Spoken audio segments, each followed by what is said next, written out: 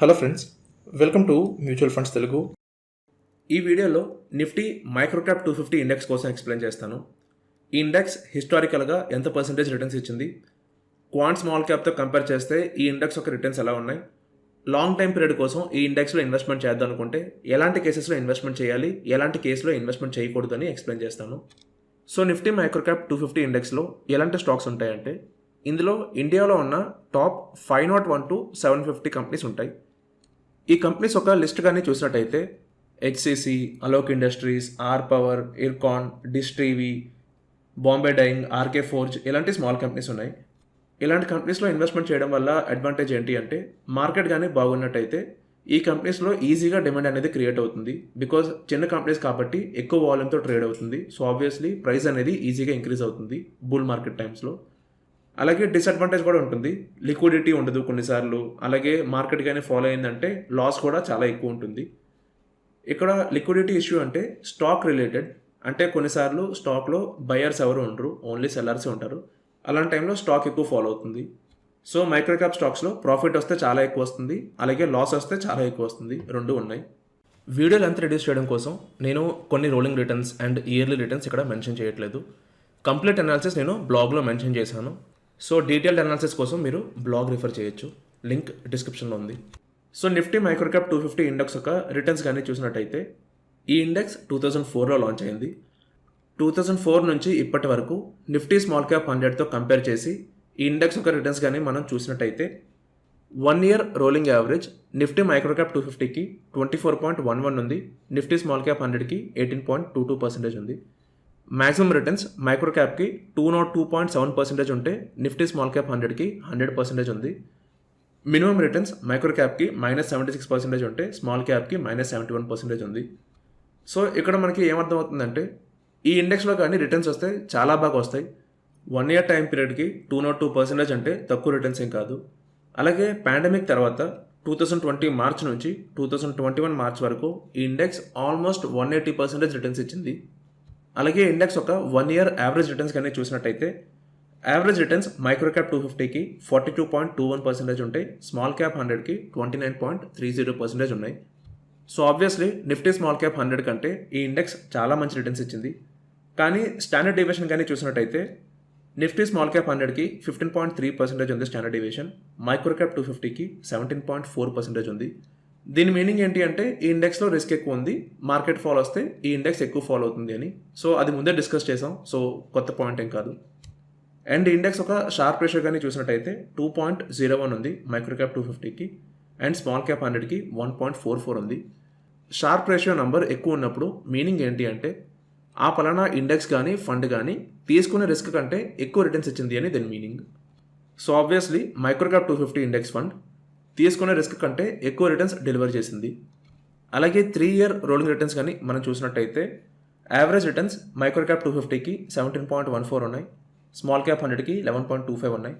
Maximum returns మైక్రోక్యాప్ 250కి 62.9% ఉంటే small cap 100కి 44.9% ఉన్నాయి. Minimum returns మైక్రోక్యాప్కి -24 ఉంటే స్మాల్ క్యాప్ 100కి -19 ఉన్నాయి. సో ఆబ్వియస్లీ ఇక్కడ కూడా మనకు తెలుస్తుంది ఏంటి అంటే మైక్రోక్యాప్లో రిటర్న్స్ ఎక్కువ ఉన్నాయి, అలాగే లాస్ కూడా ఎక్కువ ఉంది. And normal 3 year average returns కానీ మనం చూసినట్టయితే మైక్రోక్యాప్కి 51.54% రిటర్న్స్ ఉన్నాయి, స్మాల్ క్యాప్ 100కి 34.08% రిటర్న్స్ ఉన్నాయి. ఈ నార్మల్ యావరేజ్ రిటర్న్స్కి ఇక్కడ పైన ఉన్న సిఏజిఆర్ రిటర్న్స్కి డిఫరెన్స్ ఏంటి అంటే నార్మల్ యావరేజ్ రిటర్న్స్ అంటే మీరు వెబ్సైట్లో చూసిన రిటర్న్స్, గ్రోలో కానీ, మనీ కంట్రోల్లో కానీ, వాల్యూ రీసెర్చ్లో కానీ ఆర్ ఎనీ వెబ్సైట్లో మీరు ఏవైతే రిటర్న్స్ చూస్తున్నారో అవి నార్మల్ యావరేజ్ రిటర్న్స్. ఆ రిటర్న్స్ ఓన్లీ 2 daysలో ఆ ఫండ్ ఎలా పర్ఫామ్ చేస్తుంది అని మనకు చెప్తుంది అంతే. కానీ రోలింగ్ రిటర్న్స్ ఏంటి అంటే 3772 daysలో ఈ ఫండ్ ఎలా పర్ఫామ్ చేస్తుంది అని మనకు చెప్తుంది.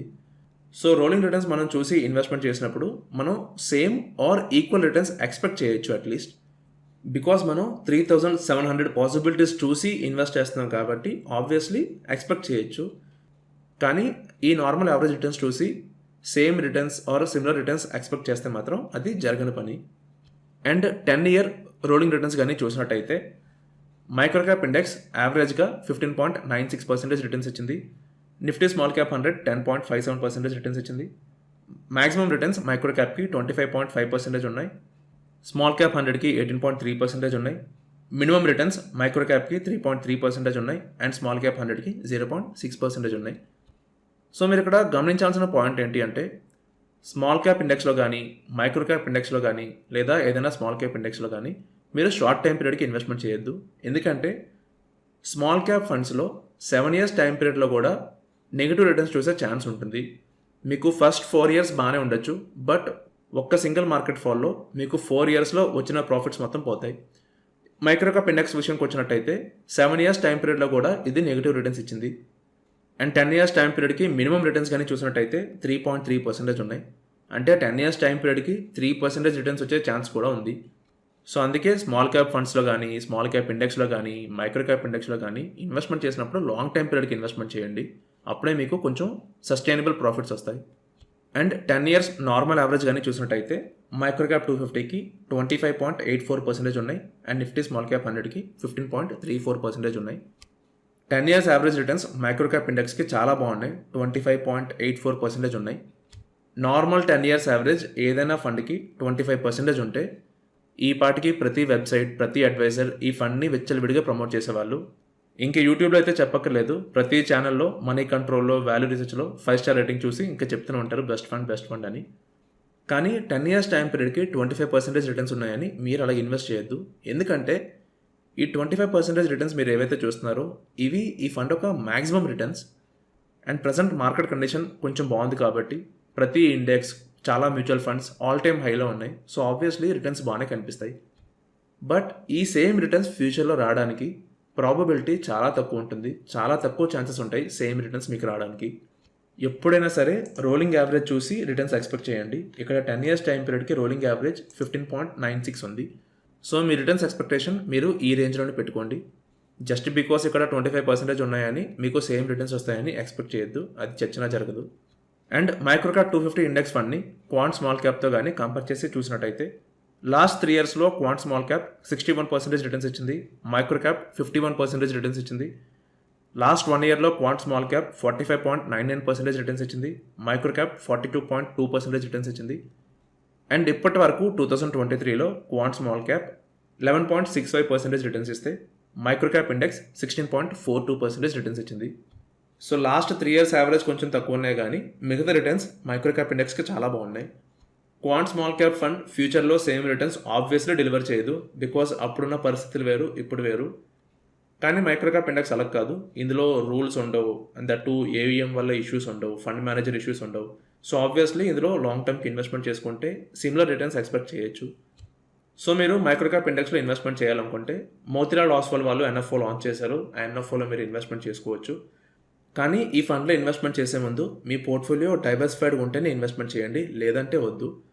ఎందుకంటే ఈ సింగిల్ ఫండ్లో అలొకేషన్ కానీ ఎక్కువ ఇచ్చినట్టయితే ఈ సింగిల్ ఫండ్ వల్లే చాలా వరకు మీ పోర్ట్ఫోలియో నెగిటివ్లో కనిపించవచ్చు, లేదా చాలా వరకు ఈ సింగిల్ ఫండ్ వల్లే మీ పోర్ట్ఫోలియో ప్రాఫిట్ రావచ్చు.